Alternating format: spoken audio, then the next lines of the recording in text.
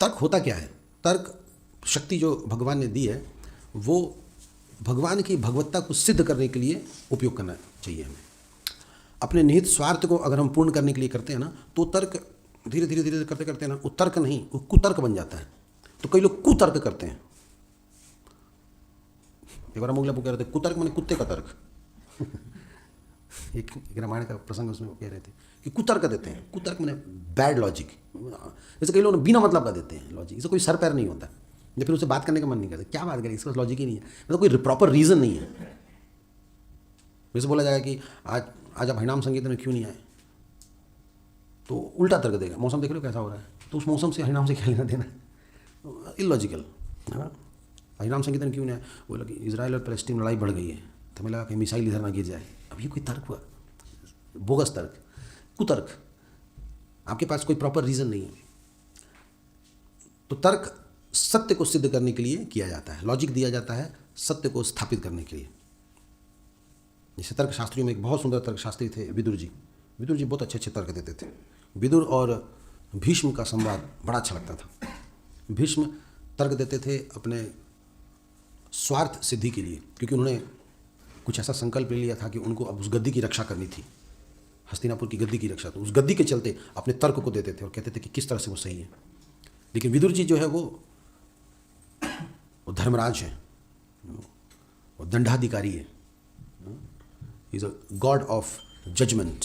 तो वो उनका अपना तर्क होता, तो धर्म के आधार पे बात करते थे। तो दोनों में बड़ा अच्छा कन्वर्सेशन है।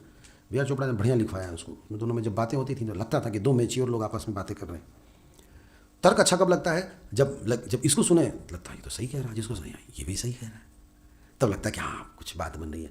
कभी कभी सुन के पता चल जाता है कि मैं बकवास कर रहा है, ये इसके तर्क में कोई दम ही नहीं लग रहा है, बिल्कुल क्लियर दिखता है, बस खाली झूठ मूठ का चिल्लाएगा, ऊंचा आवाज़ ऊंची आवाज़ में बोलेगा अपनी बात को सत्य करने। वो अच्छा तर्क नहीं होता, गुड तर्क। लॉजिक देने वाला व्यक्ति के पास ऐसा लॉजिक होना चाहिए कि आप स्पीचलेस हो जाएं, क्या बोल सकते हैं इसमें। तो कुछ लॉजिक ऐसे होते हैं जो उस समय के लिए ना अच्छे होते हैं, पर बाद में अगर सोचो ना तो लगता है कि नहीं, तो सेटिस्फाइंग नहीं था वो। उस समय के लिए तो मुंह बंद करा दिया, लेकिन लॉन्ग टर्म में अगर देखा जाए ना तो वो संतुष्टि वाला नहीं था। तो कुछ लोग इस प्रकार के तर्क देते हैं।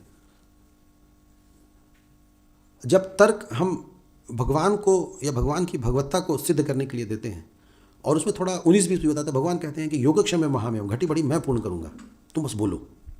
और भक्त जब इस तरह से बोलना शुरू करता है तो स्वयं भगवान की प्रेरणा से सरस्वती उसके जीवा पे विद्यमान होती है, और फिर ऐसे शब्द निकलते हैं कि सुनने वाला व्यक्ति लॉन्ग टर्म में भी याद रखता है। जैसे कभी कभी कुछ भक्त लोग फ़ोन करते हैं, प्रभु जी याद है आपने एक बार एक बात कही थी, वो बात मेरे मन में गड़ गई। एक्चुअली भगवान व्यवस्था करते हैं, उसमें हमारी कोई श्रेष्ठता नहीं है। भगवान कुछ ऐसा बुलवा देते हैं कि व्यक्ति का हार्ट चेंज हो जाता है। मैंने एक बार अमोघ लघु से पूछा था, मेरी बात चल रही थी सैफरन की, सैफरन पहनने की। तो हम लोग दोनों ऑटो में जा रहे थे, मुझे अच्छी तरह याद है, उसमें हौज खास का फ्लाईओवर था, वहाँ से कठोरिया स्ट्रा में क्लास होने वाला था। तो हम और अमोघ लघु 4 बजे संडे को मंदिर से निकले थे, ऑटो से जा रहे थे। तो एसेक्स फार्म के पास लेफ्ट मुड़ना था, उसके पहले ही वही स्थान था। तो मैंने प्रभु से पूछा था कि प्रभु जी कलियुग में तो सन्यास अलाउड नहीं है, मैंने एक तरह से देखा जाए तो सैफरन अलाउड नहीं है। और दूसरी बात, सैफरन के लिए हम लोग तो एलिजिबल भी नहीं है, मतलब बाकी का तो नहीं पता, हम तो पक्का एलिजिबल नहीं है। तो फिर भी क्यों हम गिरुआ वस्त्र पहनते हैं और प्रचार करते हैं, ये सब। तो उन्होंने बड़ा अच्छा लॉजिक दिया। उन्होंने कहा कि किसने कह दिया कि हम एलिजिबल हैं? एलिजिबल तो सच में हम नहीं हैं। तो उनका तर्क क्या था? उनका तर्क ये था, ये हम बस गुरु की आज्ञा का पालन करते हैं। गुरु हमें एक यूनिफॉर्म दे रहे हैं, एक ड्रेस दे रहे हैं, आप उसको पहनो और वो जो बोलते हैं वो करो। वो कभी भी दे सकते हैं और कभी भी ले सकते हैं। ये हमारी पात्रता नहीं है कि हमने इसको लिया, ये उनकी करुणा है कि उन्होंने हमें दिया।